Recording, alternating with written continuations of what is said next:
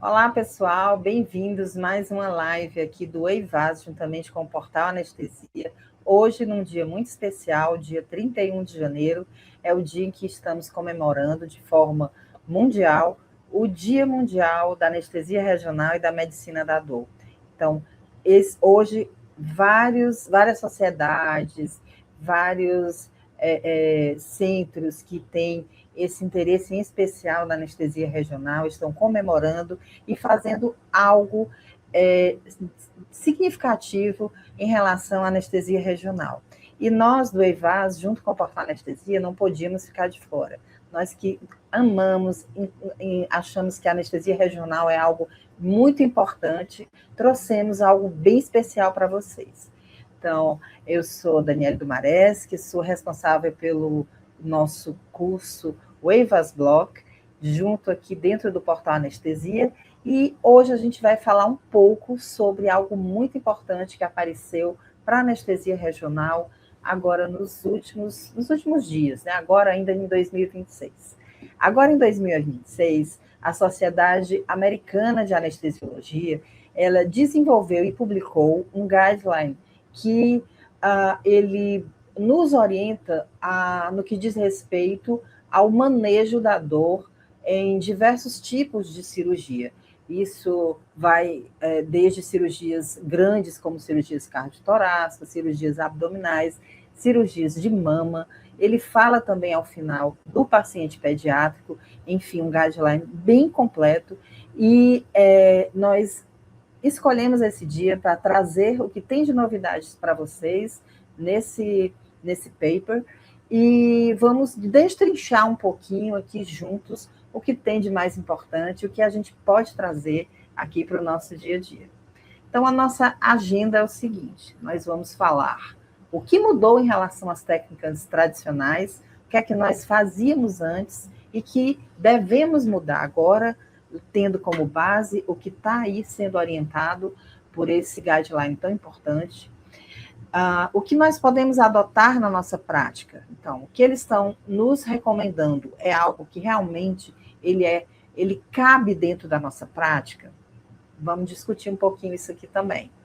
E quais são as vantagens dos bloqueios faciais ou interfaciais? Já que esse guideline, ele orienta muito pela indicação do bloqueio interfacial. Então, ele praticamente tira da jogada o neuroeixo, as técnicas mais invasivas e traz como orientação os bloqueios interfaciais como recomendação forte para todas essas cirurgias. E, por fim, vamos ver alguns bloqueios, alguns exemplos, que é o que a gente gosta de fazer e de conhecer.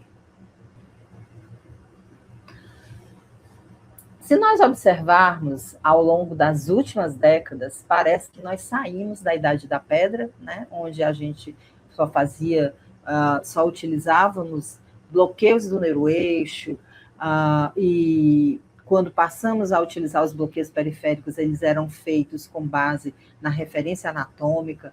Posteriormente, a chegada do neuroestimulador já foi um avanço muito grande, e aí chegou o ultrassom para mudar completamente a história. Né? O ultrassom ele mudou a história da anestesia regional. Ele nos trouxe a possibilidade de realizar bloqueios que antes não eram possíveis. Então, os bloqueios interfaciais que estão sendo indicados nesse guideline, eles só são possíveis graças à presença do ultrassom.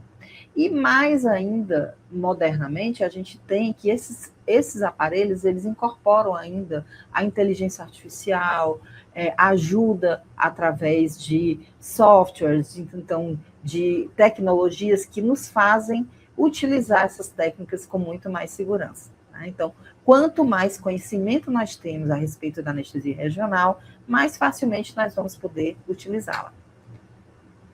Então, os nossos objetivos aqui, dentro dessa conversa, dessa live que nós estamos conversando um pouco aqui com vocês a respeito da anestesia regional e das novas indicações, é conhecer esse guideline mais de perto, o que é que ele nos orienta, né? O que é que ele diz de importante para que nós possamos adotar, tá? discutir quais são essas opções. Ele nos indica que os bloqueios interfaciais, eles são uma boa opção de analgesia aqui para os nossos pacientes, para as nossas cirurgias.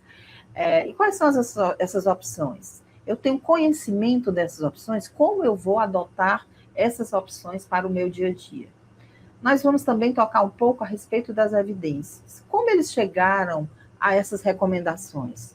Essas evidências, elas foram suficientes para isso? Ainda tem mais coisa por vir?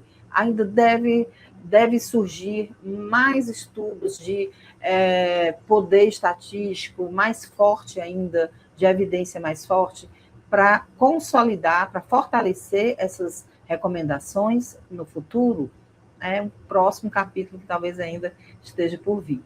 E como incluir essas recomendações? Então, isso é o mais importante, isso que a gente quer na prática. Eu posso incluir isso no meu dia a dia? Essa é a recomendação, essa é o que está mais adequado fazer nesse momento, né? Então, é isso que a gente vai discutir. Bom, então, começando por essa pergunta, os bloqueios interfaciais, eles são recomendados a partir desse guideline da nossa sociedade americana? Bom, então, como nós vimos, o neuroeixo, que era uma técnica que era a técnica padrão ouro, considerada para as grandes cirurgias, principalmente cirurgias abertas, né? Cirurgias que têm uma complexidade maior, um grau de dano tecidual, né? De incisões mais alargadas, então um estresse maior que envolve ali o paciente e, portanto, um poder álgico muito maior. Normalmente se preferia utilizar as técnicas que envolviam o neuroeixo, a conhecida analgesia epidural, principalmente. Só que nos últimos anos isso vem mudando um pouco. E os bloqueios interfaciais, eles têm mais e mais e mais tomando esse campo que antes ele era exclusivo do bloqueio epidural, né? Isso principalmente por conta de todo um contexto que envolve anestesia regional. É importante que a gente frise que o bloqueio epidural ele é um bloqueio de excelente poder analgésico, mas o bloqueio interfacial ele é um bloqueio mais seguro, é um bloqueio menos invasivo. Quando eu associo essa técnica à analgesia multimodal, que é o que é recomendado por diversos protocolos de aceleração na recuperação do paciente, isso me dá uma maior segurança, né, paciente. Então, eu reduzo o risco de complicações, mantendo o que eu quero, que é analgesia pós-operatória. Então, vejam que esse guideline, essas recomendações que foram descritas, que foram colocadas nesse paper, ele tem um grau de recomendação alto, então ele é uma forte recomendação. E o que é que significa isso? Que essas práticas, elas devem ser incluídas no dia a dia da sua prática clínica, pois isso significa que o seu benefício, o benefício de incluir isso é muito maior do que o risco do procedimento. Então, é algo que deve ser estimulado, então ele é fortemente recomendado. E quanto ao nível de evidência, né? Então, o nível de evidência ele é moderado. A gente não tem ainda trabalhos de forte poder estatístico, trabalhos randomizados, controlados, em número suficiente, em qualidade suficiente, que me diga que eu tenho um nível de evidência forte, alto. Não. Mas, juntando o que eu tenho de evidência e com os benefícios que eu incluo, que eu ofereço ali para o meu paciente nessa analgesia, eu digo que eu tenho uma forte recomendação para que essa prática seja adotada, certo? Então, vamos lá. Questionando ainda mais um pouquinho, por que eu devo utilizar? Por que nós devemos utilizar os bloqueios interfaciais? Então, vamos lá. Os trabalhos utilizados pelos autores demonstraram que houve uma redução importante da dor nas primeiras 24 horas do pós-operatório, nessas grandes cirurgias. Então, isso é algo muito significativo. Nessas primeiras 24 horas, essa redução da dor, ela foi importante e isso causa uma verdadeira mudança no desfecho, na satisfação, na evolução desse paciente. Isso também levou a uma redução do consumo de opioide no pós-operatório. Isso significa que usar menos opioide para o meu paciente significa que o paciente ele vai ter uma menor incidência de todas as complicações que são associadas a esses fármacos, como distúrbios de insuficiência respiratória, depressão respiratória, constipação, sonolência, enfim, tudo que a gente sabe que está atribuído ao uso do opioide, sem falar da cada vez mais que se ressalta essa necessidade de reduzir o opioide por conta de problemas relacionados ao seu uso. Então, não é que eu vá banir o opioide da sua utilização no pós-operatório, mas o que eu faça que reduza a sua utilização, isso é muito bem-vindo. Então, aí se encaixam os bloqueios interfaciais, nessa redução da utilização e do consumo de opioides. Por que eu devo utilizar? Mais uma vez, os bloqueios interfaciais, eles têm um perfil de segurança muito maior do que os bloqueios do neuroeixo.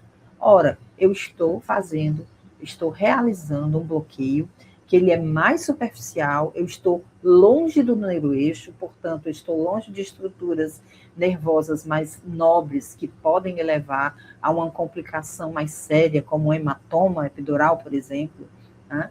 Então, isso me dá um perfil de segurança muito maior. Além disso, a técnica do bloqueio interfacial, ela se ajusta muito bem ao esquema de analgesia multimodal e ao protocolo ERAS, que é o protocolo de aceleração da recuperação do paciente. Então, o que é que nós queremos na atualidade? Queremos um perfil de segurança para o nosso paciente, um bom perfil de segurança. Nós queremos que o paciente fique com uma analgesia adequada, com poucos efeitos adversos decorrentes dessa analgesia e que ele se recupere de forma mais rápida, que ele retorne para sua casa, para suas atividades de forma mais rápida. E isso, os bloqueios interfaciais, eles mostraram proporcionar através dos estudos que foram avaliados. Começando pelas cirurgias abertas cardiotorácicas, então são cirurgias com grande potencial álgico, né? Então cirurgias que envolvem coração e pulmão, por exemplo, cirurgias torácicas maiores, como uma lobectomia, cirurgias cardíacas de troca valvar, cirurgias de revascularização do miocárdio. Então, essas cirurgias, elas envolvem incisões grandes, dolorosas, que impactam ali na recuperação do paciente do pós-operatório, que impactam, inclusive, na fisiologia respiratória, na função respiratória, na possibilidade de uma recuperação mais rápida, um retorno mais rápido da função respiratória desse paciente no pós-operatório. Então, a analgesia nessas cirurgias, ela é extremamente importante. Então, eu tenho que ter opções para que eu possa garantir uma analgesia dos componentes ali da parede torácica, que envolvem pele, que eu tenho que também envolver quando eu faço um bloqueio periférico, que ele pega muito analgesia somática, eu tenho que associar isso a uma analgesia multimodal, escolher adjuvantes para que possam ser utilizados de forma sistêmica para o paciente, para que, dessa forma, eu consiga envolver como analgesia todos os componentes dolorosos ali da caixa torácica. Então, isso é muito importante. E isso atualmente, nós temos diversas opções de analgesia nesse sentido, né? Eu coloquei aqui para vocês duas grandes opções de analgesias para essas cirurgias, né? O bloqueio eretor da espinha, nosso famoso ESP, que é um bloqueio controverso, né? A gente sabe que ele começou como a estrela dos bloqueios periféricos, e nos últimos anos ele sofreu algumas críticas, ele tem sido muito discutido o seu mecanismo de ação, ou mesmo o seu efeito analgésico, mas ele continua firme. Então, assim, e se viu, o guideline, ele toca nesse assunto, ele diz que a prática da técnica do bloqueio eretor da espinha, ele é muito dependente de quem está fazendo, então daí a importância da prática, do ensinamento, do treinamento adequado para a realização dos bloqueios, né? E chega também de forma muito importante o bloqueio paraesternal intercostal, né? Os que são os chamados os PIPs, né? O bloqueio paraesternal intercostal superficial e profundo. São bloqueios também extremamente bem-vindos para a cirurgia cardíaca, que dão analgesia, fornecem analgesia para essa área paraesternal, que praticamente nos faz abandonar a técnica epidural ou as técnicas do neuroeixo em pacientes de cirurgia cardíaca, que são pacientes que vão ser heparinizados durante a cirurgia. Então, eu faço um bloqueio do neuroeixo num paciente que vai ser heparinizado. Então, eu estou ali diante de um dilema onde eu posso vir a ter por exemplo, um hematoma decorrente dessa heparinização ali no neuroeixo, tá bom? Então, esses bloqueios periféricos, eles chegam, então, como uma forma de aumentar muito o meu grau de segurança, tá? Vamos começar, então, nós vamos demonstrar aqui junto com vocês agora um bloqueio paraesternal. Vejam que eu estou utilizando um transdutor de alta frequência linear. É importante essa identificação da linha média aqui external. Vejam aqui no vídeo que essa linha hiperecóica branquinha, delimitando aqui o externo, tá? Que eu possa ver e identificar a linha média é importante. Uma forma também de identificar é você observar onde fica aqui a fúrcula external. Então, o transdutor aqui na região mediana, eu vou, então, começar a deslizar o transdutor discretamente para a região lateral. Observem que a imagem mudou. Agora eu tenho duas sombras arredondadas, tá?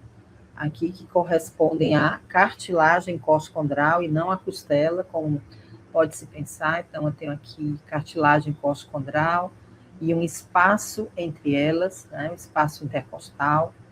Vejam que abaixo do espaço intercostal eu tenho uma imagem hipoecóico, aqui em cima o peitoral maior. Essa imagem aqui, os músculos intercostais entre duas cartilagens costocondrais.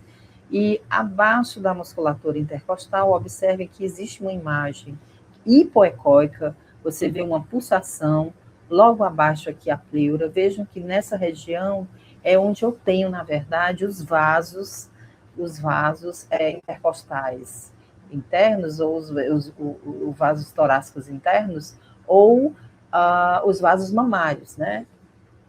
Torácicos internos ou vasos mamários. Então, os vasos passam longitudinalmente aqui, paralelo ao externo, tá? Então, o nosso bloqueio paraesternal, ele vai, então, ter essa proximidade muito grande com esse vaso, que é um vaso importante. Esses vasos torácicos internos ou o vaso mamário, muitas vezes, quando se trata de cirurgia cardíaca, eles são os vasos que vão ser utilizados, inclusive, nos enxertos de revascularização, tá? Então, essa identificação é importante, tá? E nessa imagem que eu estou vendo longitudinal, nesse corte longitudinal, o adequado é que você faça apenas o bloqueio paraesternal intercostal superficial, que ele vai ser realizado aqui entre o peitoral maior e a musculatura intercostal. Sempre observando aí a presença da pleura, né? Nesses bloqueios interfaciais, nunca é demais dizer que é importante você encontrar o seu plano aqui de ação e observar a ponta da agulha sempre. Observem que cada espaço intercostal aqui, paraesternal, eu vou ter espaços mais amplos, espaços mais restritos. Aqui eu estou mais proximal, então o meu espaço é mais amplo, tá? Se você descer um pouco mais distal aqui na região anterior do tórax, né? estou descendo um pouco mais na região anterior do tórax, observem que esses espaços eles vão ficar mais restritos, né? Então, é um espaço mais apertado, vamos dizer assim. Então, o agulhamento, tá? A realização do bloqueio nesses mais distais, eles pode ser um pouco mais dificultado, certo? Então, a preferência é que você faça ali num espaço mais proximal, ali ao nível de T2 e depois ao nível de T4. O bloqueio superficial é interessante que se realize pelo menos em 2 espaços, tá? Isso é importante para uma maior qualidade do bloqueio. O bloqueio, alguns estudos demonstraram que quando você realiza o bloqueio em 2 espaços, o sucesso do bloqueio ele é maior. E agora nós vamos observar aqui o nosso agulhamento, que aqui no caso a gente está fazendo de cefálico para caudal. Vamos ver a nossa agulha virtual, vai entrar aqui na tela, para que vocês possam perceber aonde é nosso plano de ação. Como eu falei, nosso alvo é aqui, músculo peitoral, aqui músculo intercostal, aqui a fáscia entre um músculo e outro, peitoral intercostal. O nosso alvo é aqui essa fáscia entre os 2 músculos, aí a nossa agulhinha virtual, e o anestésico vai ser depositado exatamente entre uma face e outra. Com, mais uma vez, importante ver a ponta da agulha, a dispersão do anestésico, a abertura da fáscia, tudo isso são sinais de que o meu bloqueio ele tem mais possibilidade de ter sucesso, tá? E se eu quero, então, realizar o bloqueio ao nível mais profundo, eu tenho que lembrar que eu tenho ali os nossos vasos torácicos internos, os vasos mamários. Se eu vou fazer nessa mesma abordagem em plano longitudinal, como eu fiz o superficial, observem que é bem difícil localizar a agulha aqui no nível mais profundo, sem que eu tenha uma lesão, sem que eu não funcione inadvertidamente esses vasos mais profundos. Então, a solução que tem para isso é que eu mude um pouco a minha abordagem, né? Estou aqui numa abordagem longitudinal, então nessa abordagem longitudinal fica um pouco mais difícil de chegar até esse plano mais profundo. O que é que eu vou fazer? Eu vou girar o probe, girei aqui o probe agora ele está numa posição transversal. Observe agora aqui que na região medial eu tenho uma sombra acústica que corresponde ao externo, aqui, como vocês podem ver, a pleura aqui embaixo. Observem agora que os meus vasos torácicos internos, eles agora estão aparecendo em um outro corte. Eles estão num corte transversal, que estão os vasos. Isso aqui é uma imagem em espelho dos vasos, né?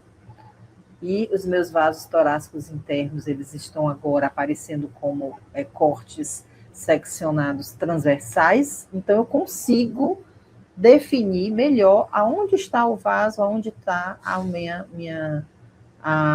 o meu plano interfacial, que vai estar aqui. Eu tenho o peitoral maior, o músculo intercostal e o plano do músculo transverso do tórax. Quando eu vou fazer a realização do bloqueio para external intercostal profundo, que estão meus vasos, aqui a pleura, e o meu alvo vai ser aqui. Eu vou pegar esse músculo transverso do tórax e vou injetar o anestésico entre o intercostal e o transverso do tórax. Então, observem que se eu não fizesse essa manobra de girar o probe e obter uma imagem transversal, seria muito difícil deixar a agulha em segurança longe desses vasos. Então, essa manobra ela é essencial para que isso possa ser feito com maior segurança. Certo? E aí, então, nós vimos as 2 abordagens desse bloqueio para-external e intercostal, que é um bloqueio que está extremamente indicado, fortemente recomendado para cirurgias cardíacas tanto do paciente adulto como do paciente pediátrico. Passando um pouco para cirurgias abdominais abertas, que também são cirurgias de grande potencial álgico. Então, aqui entram as laparotomias, gastrectomias, colectomia, hepatectomia, nefrectomia, cirurgias que têm realmente um poder de doloroso, né? Então, o paciente ele precisa realmente de um esquema de analgesia muito bem elaborado, muito bem planejado, para que ele possa, no pós-operatório, ter um conforto maior. Os bloqueios interfaciais estão recomendados para esses pacientes, tanto os bloqueios do plano transverso do abdômen e fortemente também o bloqueio do quadrado lombar, que nós vamos também agora acompanhar uma demonstração desse bloqueio, que ele tem uma grande vantagem como ele é um bloqueio mais profundo e feito mais próximo à saída do nervo intercostal, ele também banha um pouco a ramos autonômicos, então ele tem um poder de dar uma analgesia visceral maior. Então, agora você observa que nós já vamos utilizar um probe convexo. Eu preciso de uma profundidade, de uma expansão do feixe de ultrassom maior. Sempre é importante selecionar um bom preset para esse tipo de bloqueio. Pode ser um preset abdominal ou um muscular profundo. O abdômen, ele cabe muito bem, esse ajuste do preset abdominal. Lembra sempre de ajustar também a profundidade para que você não tenha uma imagem nem tão superficial, nem tão profunda. Então, veja que o ajuste em torno de 9 a 11 centímetros, ele é adequado para esse bloqueio, tá? Então, eu vou agora posicionar o meu probe aqui entre a crista ilíaca e o rebordo costal, com o paciente na posição lateral, na maioria das vezes. É possível fazer com o paciente decúbito dorsal? Também, quando você vai fazer o bloqueio bilateral. Observem aqui que eu já vejo aqui a musculatura abdominal, oblíquo externo, interno e transverso do abdômen, e vou procurar aqui o quadrado lombar. O quadrado lombar, ele faz muito feito essa analogia com o trevo, né? Pela sua relação com essa musculatura aqui próxima à vértebra. O quadrado lombar, diferentemente do que o nome sugere, ele não é tão quadrado assim, ele é mais oval, quase triangular, né? Então, aqui eu tenho o quadrado lombar, mais anteriormente eu tenho o músculo psoas, e aqui mais posteriormente eu tenho o músculo eretor da espinha. E eu vou procurar aqui a sombra acústica da vértebra. Vejam aqui, eu tenho uma sombra de uma vértebra, e veja que o processo transverso dessa vértebra, ele praticamente aponta para o quadrado lombar, fica parecendo um dedo que está apontando aqui para o quadrado lombar. Há quem ache também parecido com uma bandeira, né? Aqui o mastro e aqui a bandeira. Bom, existem várias analogias que fazem você nos ajudar a tentar achar o quadrado lombar. Observem que ele é um músculo mais escuro em relação aos outros ao redor, tá? Aqui, nessa região mais lateral, eu tenho a relação entre a musculatura abdominal, transverso do abdômen e o quadrado lombar, que seria o meu quadrado lombar lateral. Aqui na região posterior, o quadrado lombar e o ESP seria o quadrado lombar posterior, tá? E entre o quadrado lombar e o psoas, o quadrado lombar anterior. Não se utiliza mais quadrado lombar 1, 2 e 3, e sim a relação anatômica anterior, lateral e posterior, né? Então, fica até mais fácil. Quem está posterior, eretor da espinha, então, esse é o quadrado lombar posterior, entre ele e o ESP. Quem está mais lateral, a musculatura do abdômen, então, entre o transverso do abdômen e o quadrado lombar seria o quadrado lombar lateral. E quem está anterior, psoas, né? então seria o quadrado lombar anterior, entre o quadrado lombar e o psoas. Ok? Então, observem também aqui a referência anatômica, aqui a região anterior. Vejam que aqui eu tenho um movimento abdominal. Eu agora, nossa agulha virtual, né? Nossa agulha entrou aqui de posterior para anterior. Ela atravessou o quadrado lombar que está aqui, e injetou o anestésico entre o quadrado lombar e o psoas. É a técnica que é chamada também transmuscular, por esse sentido, né? Por esse motivo. E muito cuidado, que aqui profundamente eu vou ter estruturas abdominais. Aqui eu tenho movimento aqui peritônio, eu vou ter aqui rim, eu vou ter aorta, tá? Eu vou ter uma série de estruturas que podem significar complicação. O quadrado lombar lateral e posterior, ele é feito num outro direcionamento, de anterior para posterior. Vejo aqui a nossa agulhinha virtual, tá? E o anestésico, ele vai, então, agora ser depositado aqui, quadrado lombar lateral. Eu estou depositando o meu anestésico entre o transverso do abdômen, que está aqui, e o quadrado lombar, e o quadrado lombar posterior entre o eretor da espinha e o quadrado lombar. E dessa forma, nós agora vimos a demonstração do quadrado lombar, né, que é um bloqueio bem interessante no que diz respeito às cirurgias abdominais abertas de grande poder álgico. Vamos passar aqui para a nossa última recomendação, que são as cirurgias de mama, cirurgias também que têm uma grande recomendação da utilização de analgesia, de anestesia regional para esses pacientes. Isso implica não só a melhora da dor no pós-operatório, mas também reduzir a incidência de dor crônica pós-mastectomia, né? Então, assim, e outros temas mais polêmicos em relação à recidiva do tumoral, tudo isso vem sendo discutido, como um papel da anestesia regional nisso tudo, mas, enfim, a anestesia regional, ela realmente proporciona um conforto em relação à dor e uma satisfação muito boa para esses pacientes da mama.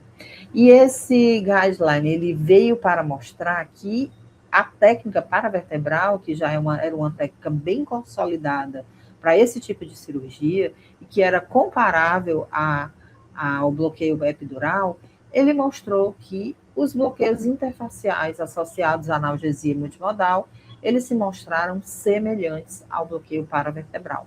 Então, eu estou trocando um bloqueio que era muito bom, bloqueio paravertebral, mas é um bloqueio de maior dificuldade, um bloqueio mais profundo. Eu estou trocando por uma técnica interfacial mais superficial e que eu tenho um benefício com redução do risco, tá? Então, é isso que o guideline, ele frisa muito.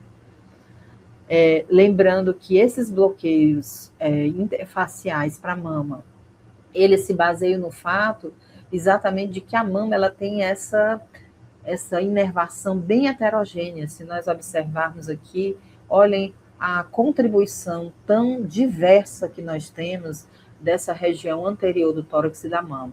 Então, entram aqui para contribuir nervos, ramos intercostais, tanto o ramo lateral como anterior, os ramos dos nervos peitorais, lateral e medial, os supraclaviculares, o intercosto braquial, que vai aqui para a axila, que é muito importante quando você tem esvaziamento axilar, quando envolve a axila também.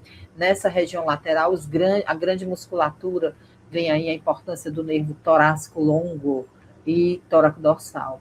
Então, os bloqueios faciais, eles costumam preencher todo esse circuito aí, esses caminhos, onde esses nervos, eles correm aqui entre os planos faciais, e esse foi a grande descoberta que o ultrassom trouxe para a gente. O bloqueio paravertebral, que é um bloqueio que já foi bem estabelecido como um bloqueio analgésico para esses pacientes,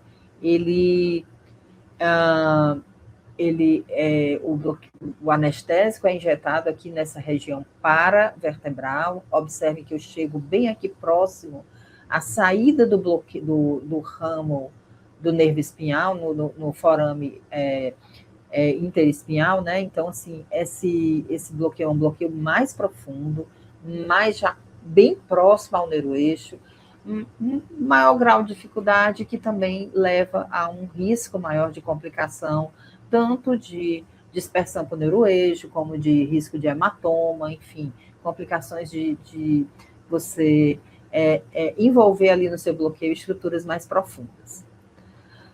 Vamos, então, ver um bloqueio, então, interfacial mais superficial que nós podemos utilizar no caso das pacientes com cirurgia de mama, né? Nós estamos aqui na região anterior do tórax, a região anterolateral, na verdade, o probe linear de alta frequência. Eu estou vendo aqui uma sombra acústica da costela. Vejam a diferença da costela para costocondral que a gente viu no primeiro bloqueio. Os músculos peitoral maior e menor, pleura aqui embaixo, né? Então, acompanha aqui todo esse movimento que eu estou fazendo da região mais medial, indo para a região mais lateral, aqui indo para a região, a linha axilar média, em direção à linha axilar média. Aqui entre o peitoral maior e menor, a gente sabe que emergem os nervos peitorais medial e lateral, que são importantes, são nervos mais de inervação da musculatura peitoral, mas são muito importantes para essas cirurgias de mama, né? Eles proporcionam também uma analgesia da fáscia peitoral, que é muito importante. E vejam que quando eu deslizo o probe nessa região, para essa região mais lateral, eu vejo aqui peitoral maior, menor, e vejo já a chegada aqui de uma outra musculatura cobrindo as costelas, né? Aqui o peitoral menor, peitoral maior, e eu vejo aqui uma musculatura aqui do serrátil, tá? Aqui nós temos duas possibilidades. Então, a musculatura do serrátil, ó, cobrindo a costela, aqui o peitoral menor, peitoral maior, tá? E aqui nós podemos fazer o plano do pecto intercostal, peitoral menor, e o pecto serrátil, desculpe, músculo peitoral menor e músculo serrátil. Então, esse plano aqui é o que é o antigo PEC 2, e o plano interpeitoral, entre um peitoral e outro, peitoral maior e menor, tá? Normalmente, para mama, esses dois bloqueios são feitos em conjunto, tá? Observem que eu tenho aqui a costela, normalmente esse plano aqui do peitoral menor com serrátil, ele é observado aqui ao nível da quarta costela. A injeção é feita nesse nível aqui, nessa altura, porque a costela ela vai servir de proteção, de um anteparo em relação à punção pleural, né? Se eu estou vindo nessa direção, entre o peitoral menor e o serrátil, bloqueio pecto-serrátil, eu tenho aqui a costela que vai me dar uma proteção. Sempre, mais uma vez, importante dizer que é sempre interessante ver a ponta da agulha, é necessário estar sempre vendo a ponta da agulha, para que ela não esteja mais à frente ou próxima às estruturas que eu não desejo alcançar, sob risco de ter algumas complicações, né? Então, o plano interpeitoral, esse aqui, o plano pecto-serrátil, esse aqui. Vamos ver logo a seguir como é que nós vamos fazer o agulhamento e a deposição do anestésico local. Vejam que peitoral menor e o serrátil, esse é o plano pecto-serrátil, peitoral maior e menor, esse é o plano interpeitoral, tá? A nossa agulha virtual, ela vai já entrar aqui em ação, nós vamos injetar o anestésico nos nossos planos, sempre vendo a ponta da agulha, sempre observando esse afastamento das faces. O bloqueio ele é interfacial, então isso significa que o meu objetivo é injetar o anestésico entre um músculo e outro, né? Abrindo esse plano interfacial. o posicionamento aqui da agulha de anterior para posterior, né? Inicialmente se realiza o bloqueio mais profundo, normalmente, tá? Para que você não tenha deformação ou dificuldade de fazer o bloqueio superficial. Então, eu estou aqui de medial para lateral, nossa agulhinha virtual, chegando aqui no plano que eu desejo, que é o plano pectoral, peitoral menor serrátil. Aqui, injetei o meu anestésico nessa localização, tá? Em torno de 20, 25 mililitros, e no PEC 1, antigo PEC 1, agora interpeitoral, eu vou injetar cerca de 10 mililitros entre um peitoral e outro. Então, com esses dois bloqueios associados, eu normalmente proporciono analgesia para a mama, para uma mastectomia bastante adequada. Concluímos, então, nossa terceira recomendação, que é do guideline da Sociedade Americana, em relação à cirurgia de mama. Vamos falar agora um pouquinho do nosso curso, o EVAS Block. Eu queria agradecer a vocês todos que assistiram aqui comigo essa live. É uma live comemorativa do Dia Mundial da Anestesia Regional, e a nossa intenção é que vocês incluam a anestesia regional, que vocês compreendam a importância da anestesia regional dentro da prática de vocês, que ela vai ser transformadora para os seus pacientes, né? Então, assim, a anestesia regional vai transformar o pós-operatório dos seus pacientes. Vocês, quem passa a utilizar mais da anestesia regional como parte da analgesia multimodal do seu paciente, vê que você realmente muda o desfecho, a satisfação, a qualidade e a recuperação do seu paciente. Tá? Bom, e eu trago também uma grande novidade. Esse ano nós vamos fazer um workshop presencial, então um curso hands-on, onde nós vamos, além de ter toda a bagagem teórica que o EVAS ele já passa para vocês no nosso curso online, nós vamos também colocar a mão na massa, que é o que a gente quer quando se fala de anestesia regional. Pegar no ultrassom, escanear, ver, tirar dúvida, conversar ali com os instrutores. Então, é isso que nós vamos fazer nesse workshop presencial, que estamos programando com muito carinho para vocês, tá? Vai ser nos dias 27 e 28 de março, serão 2 dias. Você pode escolher um dia ou outro a sua disponibilidade de participar.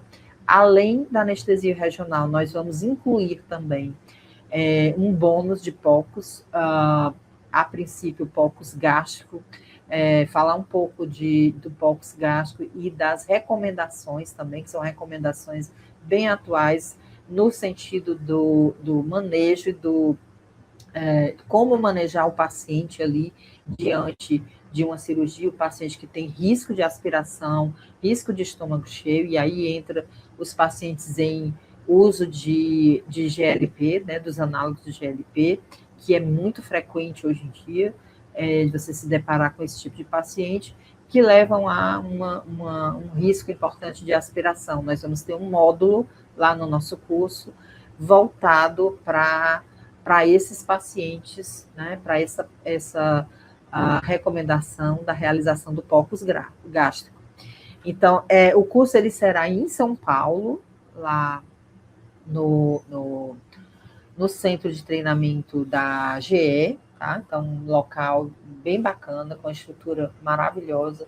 As vagas são limitadas, porque um curso presencial, ele realmente tem que ter aquela quantidade de alunos onde a gente possa dar toda a atenção e para o treinamento presencial, para que ele possa realmente escanear bastante, tirar dúvida, ver todos os bloqueios, ver quantas vezes for necessário para que ele saia de lá com segurança de realizar esses bloqueios, tá? Então, as pré-inscrições, elas estão abertas, coloquem os dias, o dia ou os dias que vocês podem, porque pode ser que você não consiga em um dia, tem a possibilidade de participar no outro dia, tá?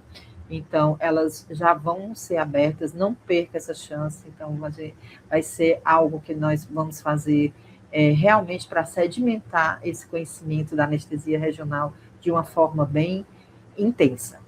E eu lembro que o EVAS Block do nosso curso online, ele está disponível. Nós vamos ter também um link aqui aberto para vocês para acessarem o nosso curso. É um curso completíssimo, tá? Falar um pouco aqui sobre o nosso curso. É um curso que tem mais de 46 bloqueios. Nós estamos atualizando esse curso frequentemente, então sempre estamos colocando novos bloqueios, novos block test, casos, enfim, sempre está sendo adicionado mais conteúdo no seu curso, vem mais novidade por aí, tá? Ele é composto de módulos, então nós temos o curso de membro superior e inferior, tórax e abdômen, então você tem a possibilidade de ter essa separação, de ver tudo, ou de ver em módulos, isso facilita muito, né? O ideal hoje é que a gente realmente tenha esse conhecimento completo, que você possa ter todo o conhecimento, porque você sempre se depara, mesmo que eu trabalho só com um tipo de cirurgia, mas sempre você se depara com aquele paciente que você precisa adicionar um outro bloqueio, mesmo estando só trabalhando mais em um tipo de especialidade. No nosso curso, nós abordamos bastante a anatomia, a sonoanatomia, a técnica em detalhes, passo a passo, para que você realmente saia com segurança de ter aprendido realmente ali aquele bloqueio. É uma prática bem visual, com modelos de figuras de animação, práticas como a exemplo do que eu mostrei hoje aqui na live, são práticas que nós realizamos em estúdio, então que vocês podem acessar quantas vezes forem necessário para completar o seu treinamento, casos clínicos para que você possa realmente relacionar com o seu dia a dia, e um grupo de WhatsApp para que a gente possa estar em contato, dizer o que é que está achando, trazer uma dúvida, trazer uma novidade, trazer um trabalho novo, um artigo novo, isso está sempre acontecendo. Esse é o nosso grupo. Aqui, para vocês terem uma ideia do conteúdo, o curso ele aborda desde como utilizar o ultrassom, como entender como é que funciona o ultrassom, para que você realmente tenha segurança do que está fazendo, né? Ajustar bem o ultrassom, esse ajuste, a imagem, artefato. Eu estou vendo isso aqui, isso faz parte de um artefato, o que é que isso significa, né? Então, isso é muito importante, esse aprendizado bem denso dessa base, para que você não tenha um fator confundidor ali na sua imagem, que lhe leve a entender melhor, ou até a desistir de fazer o bloqueio, porque eu estou vendo algo aqui que eu não estou entendendo bem, tá? O entendimento bem da anatomia, ele é também todo abordado aqui no nosso bloqueio, no nosso curso, né? Então, todo esse entendimento anatômico aplicado, o bloqueio, cada bloqueio é feito de uma forma que você possa ter essa visualização, né? Uma coisa bem, bem visual, tá? Então, assim, com demarcação das estruturas, com esse detalhamento de explicar em cada passo a passo quais são as estruturas que nós devemos buscar para que possa ser mais fácil de compreender, tá? A técnica de agulhamento também, né? Toda a técnica de agulhamento, a nossa agulha virtual, aonde deve ser depositado, a quantidade de anestésicos, os riscos, as complicações relacionadas ali à técnica, casos clínicos que são também trazidos para vocês, para que vocês possam sedimentar mais ainda o conhecimento, lembrando que o curso ele tem essa garantia de 7 dias, para que você possa ver e dar uma olhada no curso, tenho certeza que você vai gostar, não vai querer devolver de jeito nenhum, né? Então, assim, é um curso realmente muito bacana, tá? E as inscrições, elas estão abertas, entrem em contato, acessem o link, não percam essa chance de levar a sua anestesia regional a um nível mais elevado e trazer benefício para o seu paciente. Até outro dia.